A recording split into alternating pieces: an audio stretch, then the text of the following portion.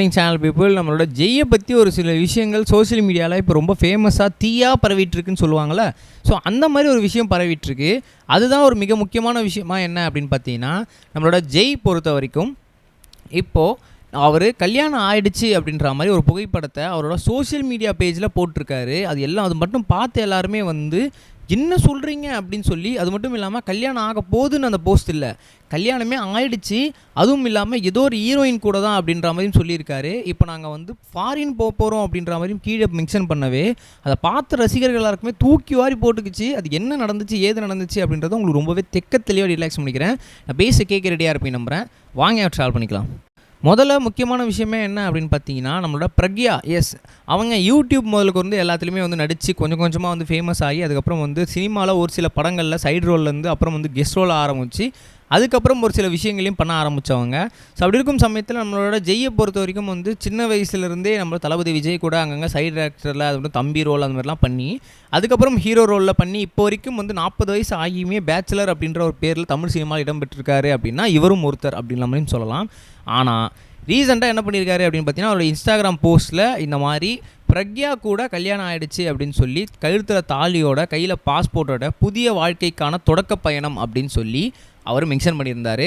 அதை பார்த்த பேருக்கு வந்து என்ன சொல்கிறீங்க, பிரக்யா கூட கல்யாணம் ஆகிடுச்சா, அவங்களுக்கு என்ன ஆக போகுதுன்னு சொல்லலை, லவ் பண்ணுறீங்கன்னு சொல்லலை, ஒருவேளை அரேஞ்ச் மேரேஜாக இருந்தாலும் கூட என்னங்க இது அப்படின்னு சொல்லி எல்லாமே பதறி போயின நிலையில் கொஞ்சம் உறுத்து பார்த்ததா தெரிஞ்சுது பின்னாடி ஒரு கேமரா இருக்குன்னு. ஸோ இது ஒரு படத்துக்கான ஒரு ஷூட். ஸோ பிரக்யாவும் ஜெய்யும் சேர்ந்து ஏதோ ஒரு படம் நடிக்கிறாங்க போல இருக்குது, கமிட் ஆகியிருக்காங்க. மேபி அதில் அவங்க ஹஸ்பண்ட் ஒய்ஃபாக நடிச்சிருக்கலாம். அதை அவங்க ஷேர் பண்ணி இந்த மாதிரி வந்து ஒரு ப்ரொமோஷனுக்காக இந்த மாதிரி ஒரு விஷயங்களில் ஈடுபட்டிருக்காங்க. இதை டீகோட் பண்ண ஃபேன்ஸ் எல்லாருமே ரொம்ப ஷாக் ஆகி போயிருக்காங்க.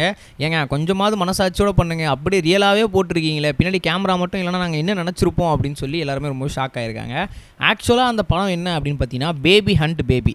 ஸோ இந்த படம் வந்து இப்போ தான் ஷூட்டிங் நடைபெற்றுருக்கு. அந்த ஷூட்டிங்கில் வந்து பிரக்யா வந்து நடிச்சிட்டு இருக்காங்க, அது கூட நம்ம ஜெய் நடிக்கிறாங்க. இவங்க 2 பேருமே வந்து ஹீரோயின் ரோலில் ஹஸ்பண்ட் ஒய்ஃப் ரோலில் பண்ணிகிட்டு இருக்காங்க.